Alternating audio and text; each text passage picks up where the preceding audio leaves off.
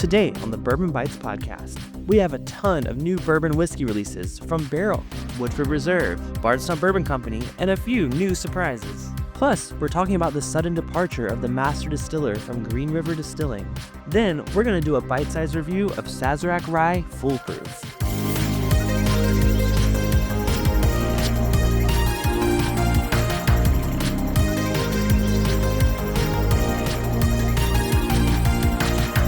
Hello, everyone, and welcome to the Bourbon Bytes podcast. I'm your host, Clifton, and this is the week of Thursday, March 19th, 2026. I hope you all had a wonderful St. Patrick's Day or St. Patrick's Day weekend. I kept it low-key this year, just had some Irish whiskey at home. I feel like I celebrated last week anyways with the live stream with Stacy from 4 Leaf Whiskey.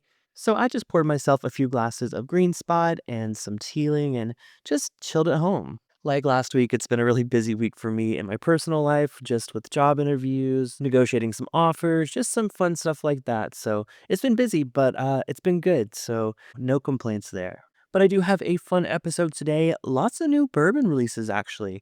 We're going to talk about 3 new ones from Barrel, as well as some cool new labels I've seen pop up. Not only that, but I'm reviewing a whiskey that you guys have been begging me to try. I finally got my hands on a bottle, and it's going to lead into a really fun live stream this week. So stay tuned. This should be a fun one. But first, like I said, there are several new releases coming to us from Barrel Craft Spirits. They have a new Black Label 18-year-old whiskey finished in Cabernet Sauvignon and Sauternes barrels. This is going to be a cask strength blended whiskey coming in at 125.24 proof, and it's a blend of Kentucky and Canadian whiskey. Now, this is some old whiskey in this blend. The Kentucky whiskey is 18 years old, and the Canadian whiskey is between 23 and 25 years old. I actually am not super familiar with the Black Label series from Barrel. I know, of course, like the Silver Label and the Gold Label, but the Black Label is considered their extremely limited and high-aged releases. Now, what's interesting, it does say Kentucky whiskey instead of Kentucky bourbon, so there's a chance it could be some light whiskey. I think that would probably blend pretty well with some Canadian whiskey. But with the Cabernet and Sauternes barrel finish, that sounds like an interesting, very fruity take on these whiskeys. So definitely keep an eye out for that. It looks like price on that is going to be between $180 to $200.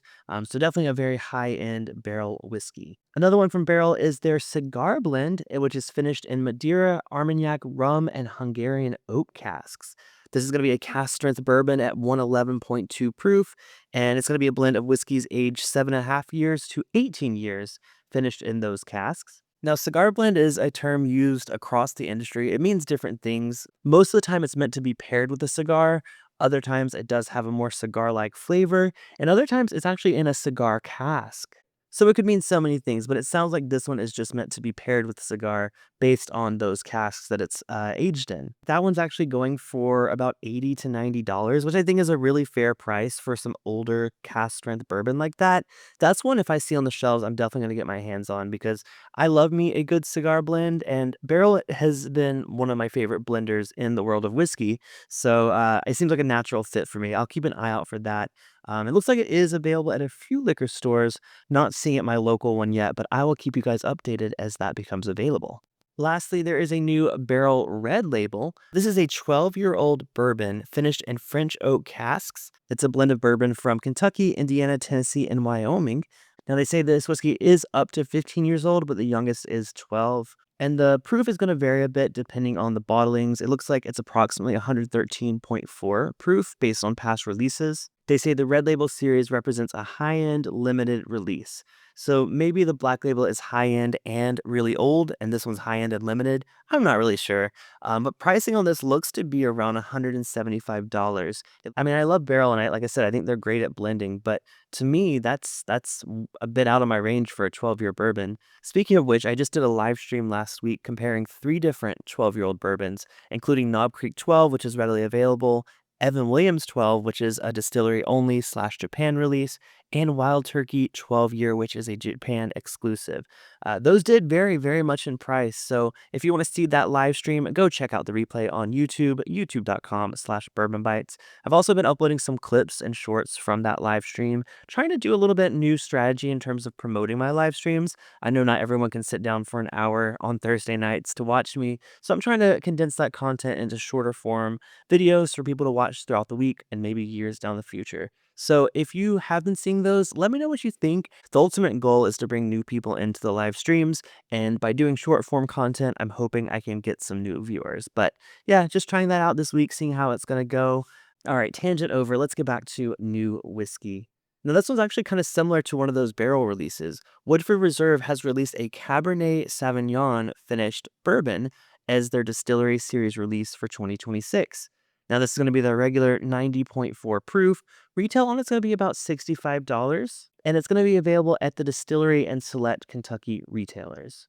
Now, reminder, that's a 375 milliliter bottle, so double it to get what you would expect, from a 750 milliliter, which is kind of up there in price for a 90.4 proof bourbon. It's not age stated, and I've just kind of had some mixed experiences with Cabernet finished bourbons, particularly.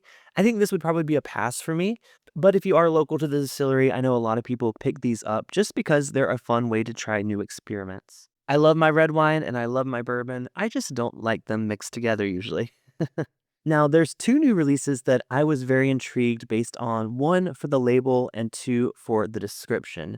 So the first of which is Girl Dad Bourbon. I saw this over on Cumming Whiskey. It is a 7-year-old Kentucky straight bourbon whiskey, and yes, it has a photo of a jockey riding a unicorn. This is kind of more of a novelty bourbon. It says Girl Dad Bourbon was created with a simple belief that raising daughters is one of life's greatest responsibilities and one of its greatest rewards. It says strong enough for raising daughters. It doesn't say where it's actually distilled other than Kentucky. And there also seems to be a little bit of a discrepancy. It says it's 50% ABV, but 101 proof. So I'm not sure if it's a 101 or 100. Not that it necessarily matters, but I like that it's a novelty one, but with good age and good proof. Now, I'm not a girl dad or a dad in any sense of the term, but I could see something like this being a fun bottle to gift someone, especially if they've just had their first child. I do love some of the comments on this post.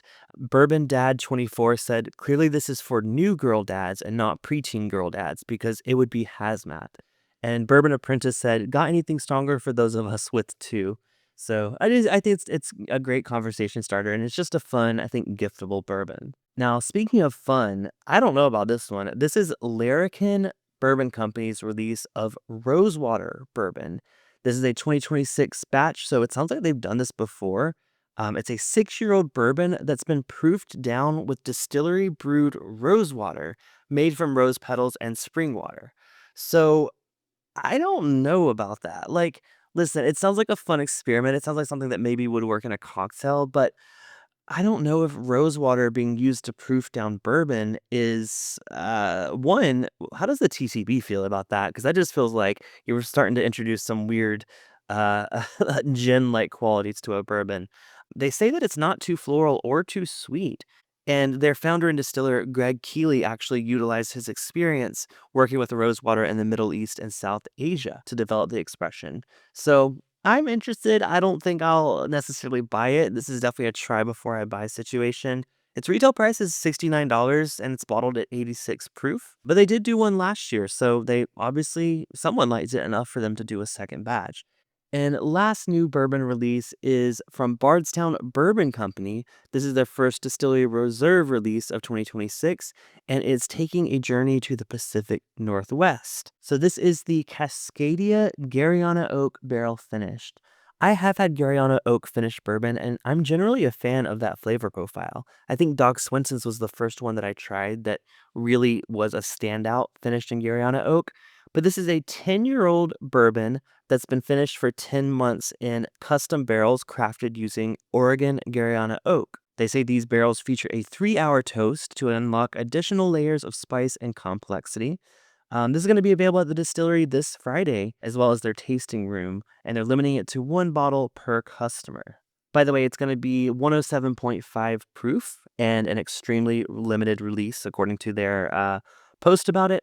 It looks like it's going to be made up of 80% Kentucky 10-year bourbon, 12% Indiana 10-year bourbon, and 8% of Kentucky 9-year bourbon. Now, I've not had any of these distillery reserve releases, but they've done quite a few of them, and they seem to do really well. If you get your hands on it, let me know how it is.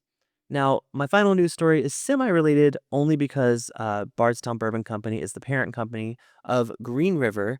It turns out that their master distiller is no longer with the company. He posted on March 16th on Facebook that today was different. The first day in 12 years I haven't worked for a distillery or a brand. I have been incredibly fortunate to learn, grow, fail, and rise up stronger more times than I can count. With that post, he announced that he's going to start a consulting company called Harris Beverage Solutions, and he'll provide some of the industry best practices to build out spirits programs across the industry. So this definitely came as a bit of a surprise. I don't think anyone was expecting it necessarily. I'm seeing a lot of people rumbling with rumors as to what happened. I'm assuming it was probably some sort of a layoff because they did a layoff back in March of last year that affected a huge amount of their workforce. And it's just really sad to see someone that's built up such a great brand no longer be with the company. I mean, you guys have heard how much I love Green River. It was my number one bourbon of last year. It does make me a little concerned for the Green River brand because I am a huge fan of what they've been putting out, and most of which is to his credit. I mean, people say he's one of the best in the industry. I'm just reading through some of the comments on his post saying that he was one of the best they've ever worked with. So I'm wishing Aaron Harris all the best with his endeavors. And yeah, let me know what you guys think. Do you have any theories? If you do, make sure to clarify that they're just a theory unless you have any facts on the situation. But layoffs sound likely. Having been someone that's gone through a regularly scheduled layoff, timing just seems right for that. But again, just a theory, a bourbon theory. All right, well, that does it for our news today. Now it's time to get into a much anticipated bite-sized review.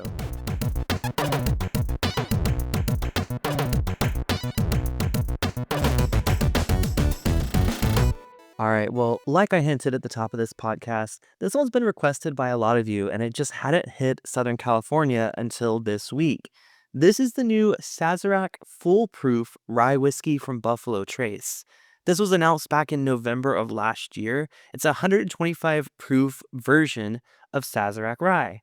Now, remember, they also announced a 100 proof version of Sazerac Rye, which I've reviewed on the channel, in addition to the standard 90 proof that's always been part of their lineup. So, what I'm going to do is I'm going to give a full review of the full proof today on the podcast. And then this Thursday on my live stream, I'm going to do a comparison of the 90 proof, 100 proof, and 125 proof to find out which one is the best bang for your buck. I love Sazerac Rye. It's one of my standards for cocktails, particularly Manhattans and, surprise, Sazeracs. But I think I'm going to try all three of those in cocktails and neat during the live stream and see which one's my favorite. So if you want to see that, of course, youtube.com/bourbon bytes. Same place, same time as always. Now, in terms of pricing, this new foolproof bottle is very affordable for a foolproof Buffalo Trace product. I actually bought new bottles of the full lineup for the live stream this week. So I'll just run down the prices. The original 90 proof Sazerac is $24. It says previously 30, but it sounds like it's on sale for 24. The 100 proof, which is in a 1 liter bottle, so it's a bit more than the 750 milliliter. That one's coming in at $35. And this new full proof is coming in at $40. So it's a very, very fair pricing structure. Honestly, so incredibly close to each other. I think that's going to be a fun part of the live stream is we're not comparing a $200 bottle versus a $30 bottle, right? We're comparing bottles that are $5 apart from each other. So looking forward to that. Like I said, stay tuned for the live stream. But today is going to be a first impression of just the foolproof Sazerac by itself. Does this $40 bottle live up to the Buffalo Trace Sazerac name? Let's find out. Let's go and get it poured. Now, as with other Sazerac releases, there's no age statement here. We know it's at least 4 years old just based on the label, but no additional info beyond that. Let's go ahead and give it a nose. Oh, wow. Spicier than I imagined. You know, I always get a bit of an orange peel on this, which is why I love it in a cocktail. But that's even more amplified by a bit of I don't know if I want to say patchouli because it's not that intense, but there's kind of a general allspice kind of note happening here. It's very much giving fall. A little bit of like a baked pie, maybe some cinnamon sugar. Really, really nice nose.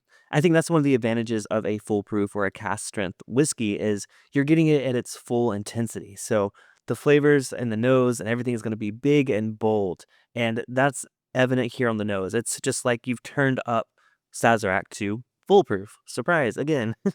Let's go in and give it a taste. Cheers. Oh, wow. That does not drink 125 proof, which is surprising because usually with rye whiskey, they always drink a little hotter to me. Now, don't get me wrong, there's quite a bit of a burn as it goes down, but when that touches your tongue, it really coats the mouth in a very soothing way, believe it or not. I mean, it's a lot of honey sweetness at the tip of the tongue. And even though I think it's mouth coating, it does kind of work its way down to the finish really quickly. It doesn't really linger on the mid palate or anything like some whiskeys do. It kind of hits you with that sweetness at the tip of the tongue. And the finish kind of comes back with a bit of like a candy sweetness there, like almost like a candy coating on something. Not a super long finish. I think, this is probably a relatively young, barely legal rye whiskey, which, they don't reveal the mash bill, but I assume it's probably a lot of corn still in here. And for the price, I think this is one of the most, worth it rye whiskeys I've ever seen. In comparison to the full proof benchmark, which honestly is kind of in the same realm as just their bourbon, I think this one has a lot more going for it. I don't think it's extremely rye forward. If you're looking for that huge, big, bold rye experience, even though this is 125 proof, you're not really getting that. To me, this is much more mellow, much more approachable. But I think it would stand up really well in a cocktail. So I'm really excited to do the live stream this week and see how it does. Now, personally, I want a little more rye spice in my rye whiskey. Otherwise, I would just drink a bourbon. But I think for someone that is kind of a little rye curious, but not quite, a rye fan, this would be a good one to get into, especially if you like high proof American whiskey. So, you probably know this, but I only give one score here on the channel, and I base it on availability, price, palate, nose, everything combined. And this one, it kind of is an interesting place because price is a perfect score. I think for a $40 cast strength rye whiskey, I mean that's pretty much unbeatable. I think the only thing that's holding it back is there's no age statement. It just is a little bit of a short finish, a little bit of short-lived whiskey. I think this one really needs to be in a cocktail to be its full experience. I think that's why Sazerac is one of my go-to cocktail whiskeys. It's fine on its own, but I think it really shines in a cocktail. But I'm reviewing it based on a neat pour tonight. With all things considered, I love the nose on it. I love the price on it. Palate and finish, meh, kind of. I'm going to give this one a 7 out of 10. I think it is a really great buy, especially if you're a fan of Sazerac Rye in general. This is a big upgrade from the standard 90 proof Sazerac. Is it an upgrade from the 100 proof? That's a little bit questionable. Like I said, I'm looking forward to seeing how it does on a live stream because that 100 proof Sazerac really blew my mind with how much of an improvement over the 90 it was. Is this as much of an improvement over that one? I'll find out on my live stream. But overall, solid rye whiskey. I see why people like it. I think if becomes a regular addition and becomes more available, this might become one of my go-to cocktail ryes to replace some of my other ones. Until then, let's go ahead and wrap this up. Thank you all so much for listening. I knew this was going to be a fun episode, but I feel like we got a lot of stuff covered. If you ever have suggestions or comments for future topics or whiskey reviews for the podcast, you can email me contact@bourbonbytes.com or let me know on our Whiskey and Gaming Lounge Discord server. For those of you that are Byte Club members at the $5 tier or more, this Friday, March 20th, we are going to be watching The Boondock Saints for our monthly movie night. So never seen it, but you guys have been recommending this for a while. I've heard good things, and also I've heard that it's pretty gory and violent, which I'm okay with. But just looking forward to watching that with you guys this week. Until next time, this has been Bourbon Bytes, a whiskey podcast with a gaming twist. Cheers, and I'll talk to you next episode. Bye.